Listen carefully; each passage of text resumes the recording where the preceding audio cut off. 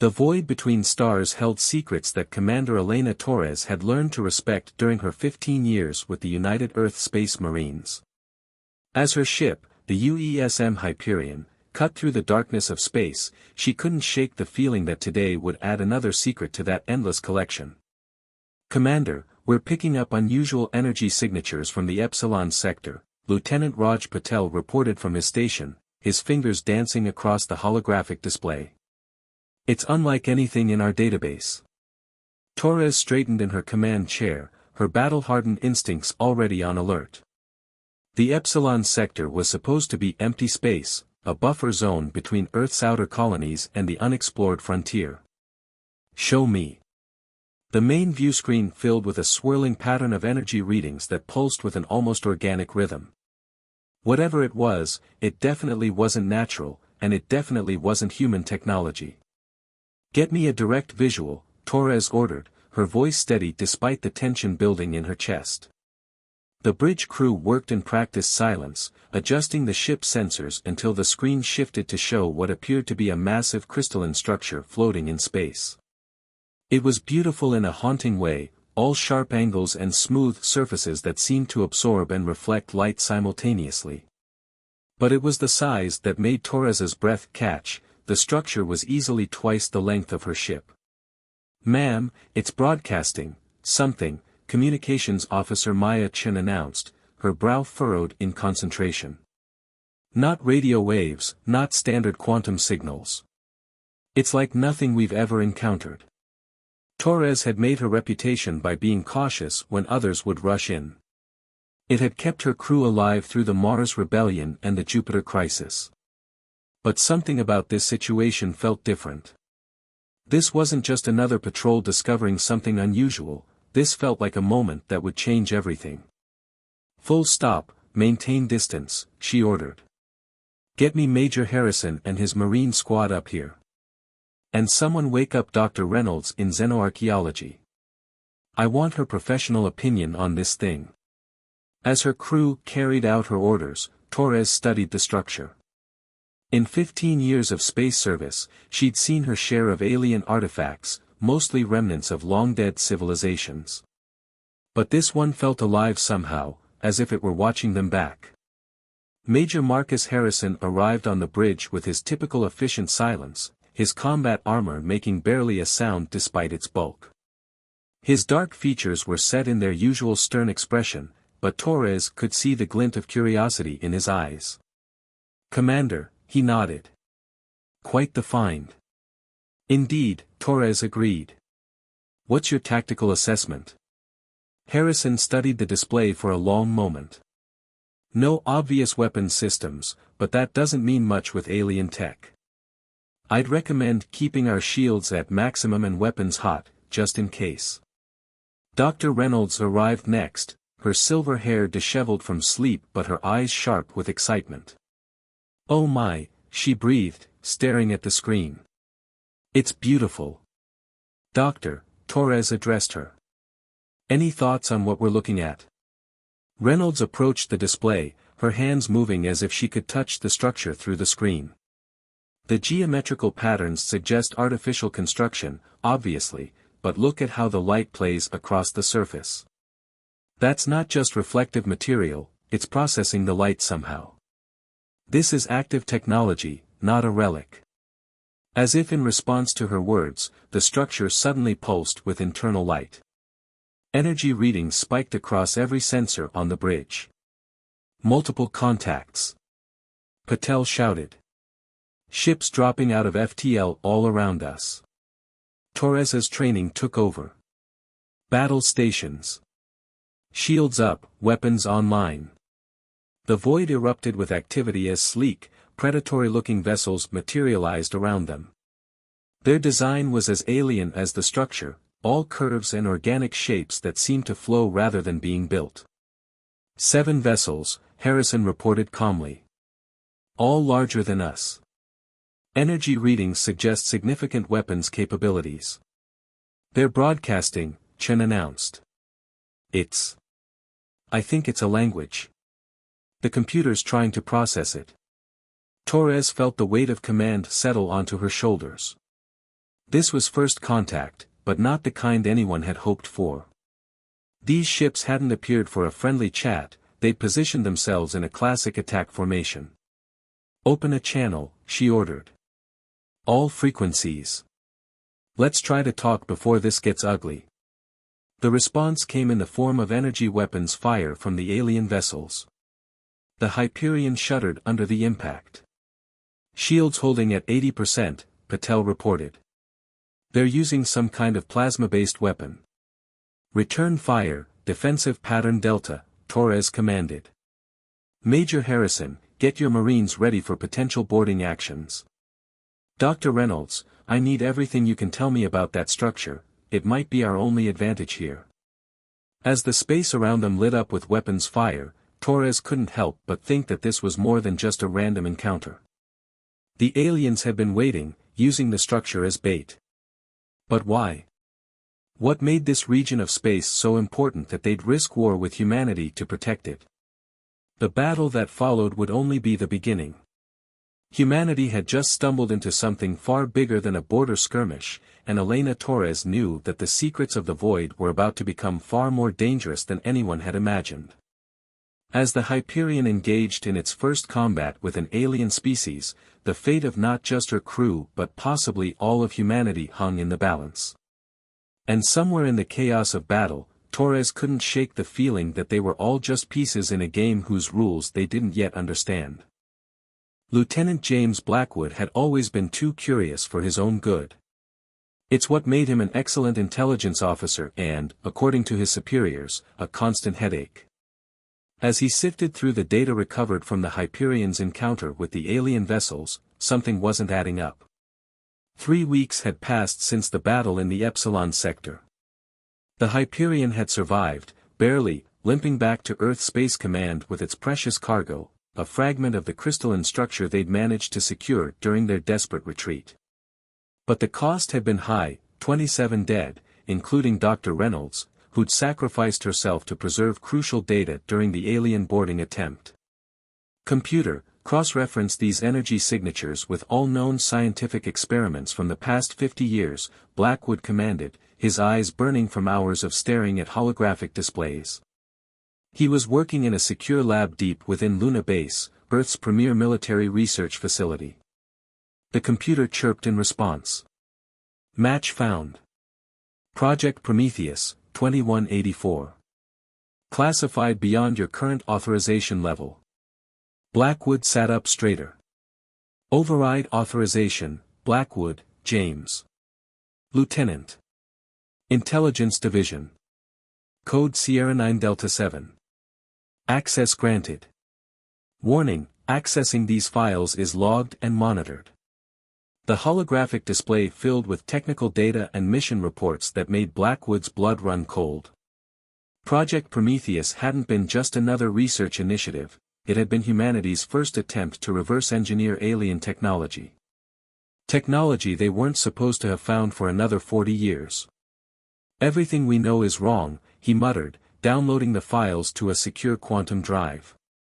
He needed to get this to Commander Torres immediately. The door to his lab slid open with a soft hiss. Admiral Victor Kane stood in the doorway, his presence as imposing as ever. 2 armed guards flanked him. "Lieutenant Blackwood," Kane's voice was carefully neutral. "Step away from the console." Blackwood's hand moved slowly toward his sidearm. "Sir, with all due respect, what's in these files needs to be known. We're not dealing with first contact, we're dealing with the consequences of our own actions." Kane stepped into the room. "The situation is more complicated than you understand, Lieutenant. There are forces at work here beyond your security clearance. Like the fact that Earth governments have been experimenting with alien technology for decades. That the crystalline structure we found wasn't a discovery at all, it was bait." Blackwood challenged. "How many died because of these secrets, Admiral?" "Sometimes sacrifices must be made for the greater good," Kane replied. "The aliens you encountered aren't just another species, they're the guardians of technology that could revolutionize human civilization. Or destroy it." Blackwood's mind raced. The files had mentioned experiments with faster-than-light travel, but the implications went deeper. The energy signature, it's not just a power source. It's a key to something bigger. Very good, Lieutenant, Kane nodded. Now, are you going to come quietly, or do we need to do this the hard way? Blackwood's response came in the form of a flashbang grenade he'd palmed from his desk. The explosion of light and sound gave him the seconds he needed to dive through the lab's emergency exit, sealing it behind him. Alarms blared throughout the facility as Blackwood ran, his quantum drive clutched tightly in his hand. He needed to get this information to Torres, but first, he had to survive. His mind raced through escape scenarios even as he heard security teams mobilizing. He reached the maintenance tunnels that honeycombed Luna Base, his footsteps echoing in the narrow passages. The whole facility would be locked down by now, but he had one advantage: he'd spent months mapping these tunnels while investigating other classified projects. His comm unit chirped, a secure channel. "Lieutenant, this is Commander Torres. I don't know what you found, but I've got a tactical team ready to extract you. Make your way to Service Shaft 7. Blackwood allowed himself a small smile. Of course Torres had been watching, she never left her people hanging. But as he moved through the tunnels, a new thought troubled him. How deep did this conspiracy go? Who could they really trust? The sound of boots on metal told him security teams had entered the tunnel system. They were trying to hurt him, he realized, force him into a kill zone. But they didn't know about the maintenance shaft he discovered last month, the one that wasn't on any official plans. As he climbed through the narrow shaft, Blackwood's mind pieced together the larger picture. The aliens weren't attacking Earth ships at random, they were trying to recover something. Something that humanity had stolen decades ago and had been trying to understand ever since. He emerged into a rarely used cargo bay, where a nondescript maintenance shuttle waited. Inside, he found Major Harrison in civilian clothes, looking grimmer than usual. "The commander sends her regards," Harrison said, powering up the shuttle. "She also says you'd better have something good on that drive, considering the shitstorm you've stirred up." "Trust me," Blackwood replied, strapping in as the shuttle's engines hummed to life. "What's on here changes everything we thought we knew about humanity's place in the galaxy." As they lifted off, emergency sirens still wailing behind them, Blackwood couldn't shake the feeling that this was just the beginning. The truth he'd uncovered wasn't just about alien technology or government conspiracies, it was about the very nature of humanity's first steps into the cosmic arena. And somewhere out there, the real architects of this situation were watching, waiting to see how their human pawns would play the game they'd set in motion centuries ago.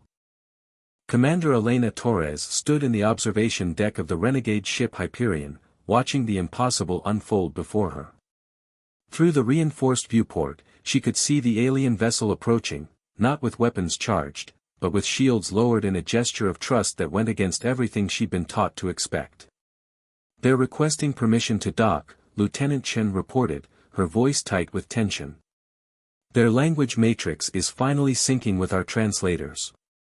Torres shared a look with Blackwood, who hadn't left her side since his dramatic escape from Luna Base 3 days ago. The data he'd brought had changed everything, including her understanding of who the real enemy was. "Grant them access," Torres ordered. "Major Harrison, have your Marines ready, but weapons set to non-lethal. We're not making the same mistakes our governments did." The alien ship was smaller than their previous encounters, more elegant in design. As it docked with the Hyperion, Torres couldn't help but appreciate the irony: they were about to make proper first contact as fugitives from their own military. The airlock cycled, and Torres held her breath. The being that emerged was tall and sleek, its crystalline-based biology reflecting the ship's lights in mesmerizing patterns. Torres somehow knew, moved with a fluid grace that made human movement seem clumsy in comparison. "I am Nexus Guide Aerith," the alien spoke through their newly calibrated translators. "You hold something that was stolen from us long ago. Something your leaders have hidden even from you." Torres nodded. "The Prometheus Project. We know now that Earth governments discovered your technology decades ago. They've been trying to reverse engineer it ever since. Not just technology, Aerith corrected. Knowledge. Power. The key to understanding the very fabric of spacetime itself. We are the Luminarii, and we were appointed guardians of this knowledge by those who came before. Blackwood stepped forward, holding up the quantum drive. Everything I found about Project Prometheus is here. But there's more to this than just stolen technology, isn't there? Aeritha's crystalline form shifted colors, displaying what Torres interpreted as concern. Your leaders didn't just steal our technology. They stole something far more dangerous, the coordinates to the gateway. Gateway? Harrison asked, his hand never far from his weapon despite the peaceful meeting. A doorway to places your kind is not ready to see, Aerith explained. The crystalline structure you encountered was a warning beacon, meant to prevent primitive species from stumbling upon it. But your leaders, they already knew what it was. They've been trying to activate it. Torres felt a chill run down her spine. That's why Admiral Kane was so desperate to keep this quiet. They're not just experimenting with alien tech, they're trying to access somewhere specific. Somewhere they were warned never to go, Aerith confirmed. The gateway leads to what you might call a library, the collected knowledge of a civilization that ascended beyond physical form millions of years ago. But accessing that knowledge without proper preparation would destroy your minds, and possibly tear apart the fabric of spacetime itself. Before Torres could respond, alarms blared throughout the ship. Lieutenant Chen's voice was urgent. Commander. Multiple ships dropping out of FTL, Earth Force signatures. How did they find us? Harrison demanded. Blackwood's face went pale. Because someone told them where we'd be. He turned to Torres. When I was accessing the Prometheus files, I noticed something. Admiral Kane wasn't just running the project. He was working with someone else. Someone not human. Aeritha's crystalline form pulsed with what seemed like anger. The Shadowed Ones. A faction of my people who believe that younger races should be guided more directly. They've been working with certain humans, promising them power in exchange for access to your world. Torres watched as the Earth Force ships moved to surround them. They were trapped between human vessels that thought they were traitors and an alien civilization split by its own civil war. But in that moment of crisis, she saw an opportunity. Aerith, she said, your people need allies who understand the importance of protecting this knowledge. And we need allies who can help us expose the truth about what our leaders have done. The alien leader studied her for a long moment. You propose an alliance? Even knowing it would mark you as traitors to your own kind? We're already traitors, Harrison said grimly. Might as well make it count for something. Torres nodded. Sometimes being loyal to humanity means standing against those who would risk everything for power. We'll help you protect the gateway, and you help us show our people the truth. Commander, Chen interrupted, the Earth Force ships are charging weapons. Admiral Kane is on the lead vessel, demanding our surrender. Torres straightened her uniform. Tell the Admiral that we know what Project Prometheus really is. Tell him we know about the Shadowed Ones. And tell him that humanity deserves to know the truth about what's been happening in the dark spaces between stars. Aeritha's form shifted to a deep blue. You realize that by making this choice, you and your crew will be caught between two wars, the one among your own kind, and the one among mine. Better that than letting either side destroy everything in their quest for power, Torres replied. She turned to her crew. Battle stations. Major Harrison, prepare your Marines for possible boarding actions, from either side. Lieutenant Blackwood, start broadcasting everything on that quantum drive to every colony and station in range. As klaxons sounded and her crew rushed to their positions, Torres looked at their new alien ally. I hope your people are ready for this, because once we start, there's no going back. We've been ready for centuries, Aerith responded. The question is, are your people ready for the truth about their place in the universe? The answer to that question would have to wait.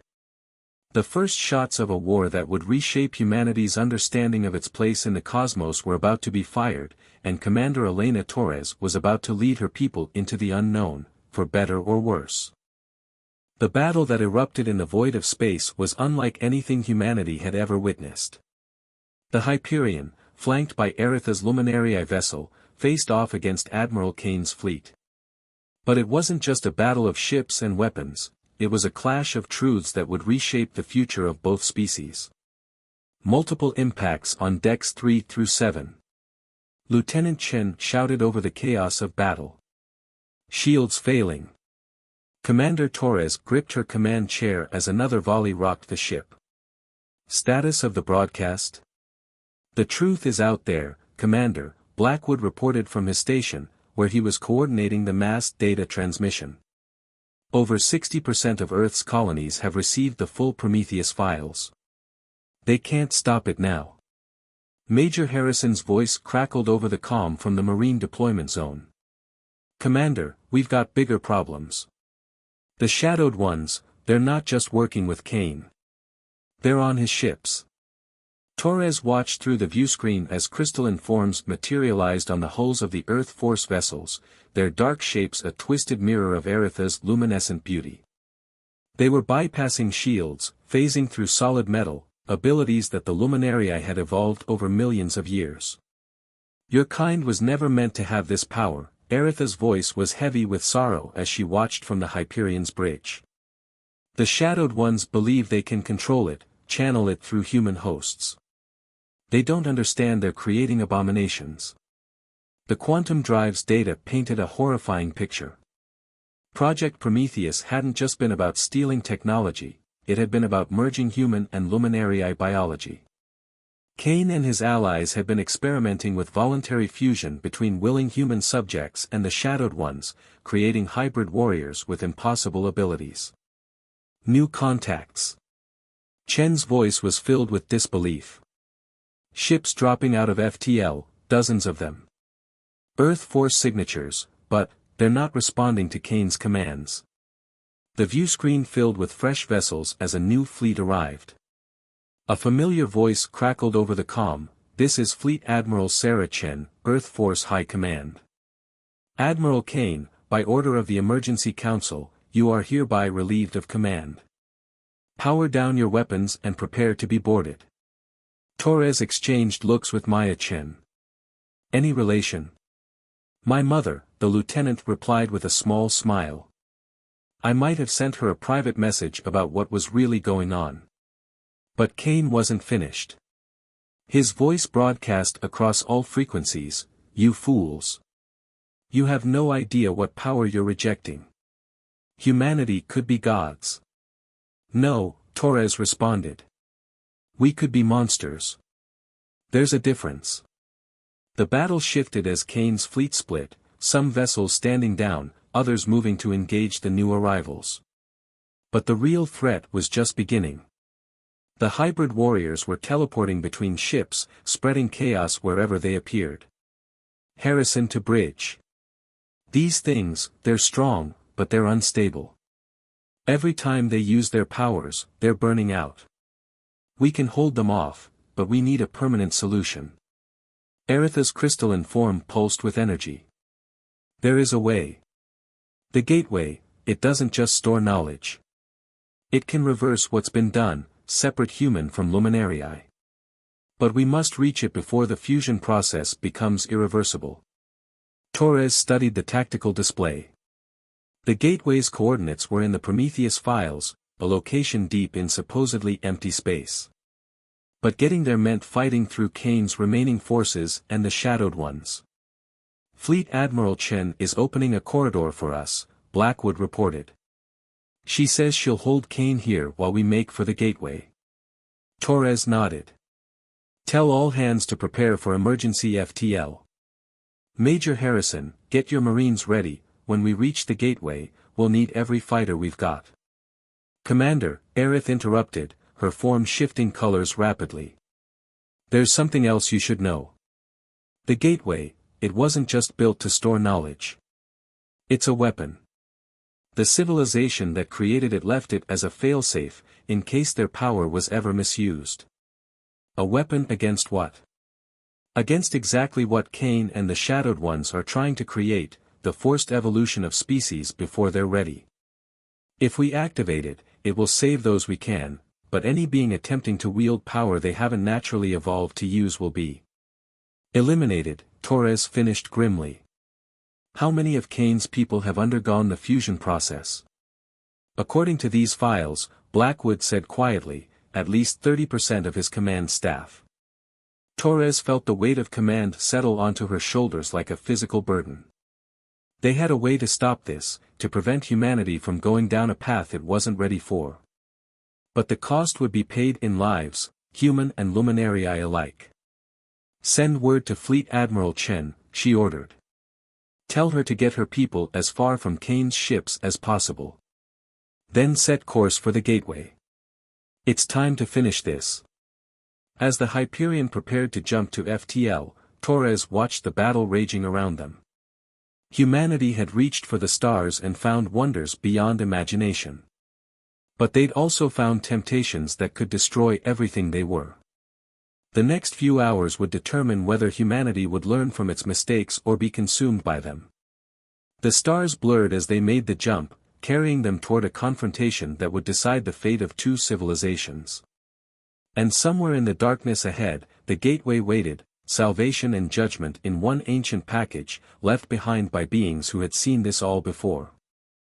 The gateway hung in space like a tear in reality, a massive ring structure that dwarfed even the largest ships in the combined fleet. As the Hyperion dropped out of FTL, Commander Torres felt a sense of ancient power emanating from the construct, as if the very fabric of spacetime bent around it. Cain's remaining ships are already here, Blackwood reported grimly. 3 capital ships, plus the hybrid signatures. They're trying to interface with the gateway's systems. Torres watched as arcs of energy pulsed along the gateway's surface. Can they activate it? No, Aretha's crystalline form flickered with urgency. But they can corrupt it. The Shadowed Ones know enough of the ancient protocols to twist its purpose. If they succeed, instead of reversing the hybridization, it will accelerate it, forcing evolution across both our species. Harrison's voice came through the calm, strained but determined. Commander, my Marines are ready. Whatever the play is, we need to make it now. The tactical display showed Cain's forces spreading out around the gateway, while more ships emerged from FTL, the remainder of Fleet Admiral Chen's loyalist fleet, arriving to support them. But Torres knew conventional weapons wouldn't be enough. This battle would be won or lost based on what they did with the gateway itself. Aerith, Torres turned to their alien ally. You said the gateway was left as a failsafe. How do we activate it properly? It requires a simultaneous connection from both species, a willing fusion, not the corrupted joining the Shadowed Ones created. A temporary bridge between our kinds, showing that we choose to evolve together naturally, not through force. Torres understood the implication. You and me. Yes. But Commander. Aretha's form pulsed with concern, the energy required, one of us might not survive the process. Before Torres could respond, Cain's voice boomed across all frequencies. I see what you're planning, Torres. But you don't understand what's at stake. Humanity is meant for greatness, we can become more than what we are. We already are more than what we are, Torres responded. We're out here among the stars, aren't we? We did that through courage, determination, and cooperation, not by stealing power we haven't earned. The battle erupted as Cain's hybrid warriors launched themselves through space, their corrupted powers letting them phase between ships at will. Harrison's Marines met them with disciplined fire, their weapons modified with luminariae technology to disrupt the unstable fusion of human and crystalline biology. Multiple hull breaches. Chen reported. They're trying to reach the bridge. Torres made her decision. Major Harrison, hold them off. Lieutenant Chen, coordinate with the fleet, keep Kane's ships away from the gateway. Blackwood, you have the con. If this goes wrong. It won't, Blackwood interrupted. But if it does, I'll make sure everyone knows why we did this. Torres followed Aerith to the ship's quantum entanglement chamber, a room designed for deep space communications, now repurposed for something far more profound. As they prepared the connection, Torres could hear the battle raging throughout the ship. Your people might not forgive you for this, Aerith warned as they began the interface. Using the gateway, it will set back relations between our species by decades. Better that than letting Kane's vision of forced evolution destroy everything that makes us who we are, Torres replied. Both our species need to earn their advancement, not steal it. The connection began, and Torres felt her consciousness expanding, merging with Aerith's vast crystalline awareness. Through their joined perception, she could see the gateway's true nature, not just a weapon or a library, but a test. The ascended beings who'd created it had left it to judge which species were ready to join them in the higher realms of existence. Through their merged consciousness, they reached out to the gateway. Ancient protocols activated, recognizing their willing union as the key it had waited millennia to receive. Energy cascaded through the massive structure, building to a crescendo. Kane's voice, now tinged with desperation, cut through their shared consciousness. You don't have the right to make this choice for humanity. No one has that right, Torres and Aerith responded as one. That's the point. The gateway erupted with pure energy, washing over all the ships in waves of cleansing power. Where it touched the hybrid warriors, it gently separated human from luminarii, restoring both to their natural states. Those who had forced the fusion, who had twisted themselves in the pursuit of unearned power, found themselves unable to maintain their stolen abilities. Through their connection, Torres felt Aerith's life force beginning to fade. The power required to activate the gateway properly was draining them both, but the alien was taking the brunt of it, shielding Torres from the worst effects. Why? Torres asked through their joined minds. Because your people need to remember this, Aerith responded. They need a human leader who understands what happened here. The gateway isn't just about separating what was wrongly joined, it's about showing that true cooperation comes from choice, not force. The energy wave completed its work. When it cleared, Kane's hybrid warriors had been restored to their original forms. The shadowed ones, their forced bonds broken, retreated in their true crystalline forms, their bid for power thwarted by the very ancestral weapon they had sought to control. Torres emerged from the quantum chamber alone, Aerith's crystalline form having scattered into motes of light. But she carried with her not just memories, but understanding, the true gift of the gateway. She knew now why the ascended beings had left it, and what it meant for humanity's future among the stars. Commander, Blackwood reported as she returned to the bridge, Kane's ships are standing down. Fleet Admiral Chen's forces are taking them into custody. The shadowed ones, they're gone. Torres nodded, feeling both victory and loss. Send word to Earth. Tell them we're ready to talk. About everything. No more secrets, no more shortcuts. We'll face the universe as we are, and earn our place in it properly.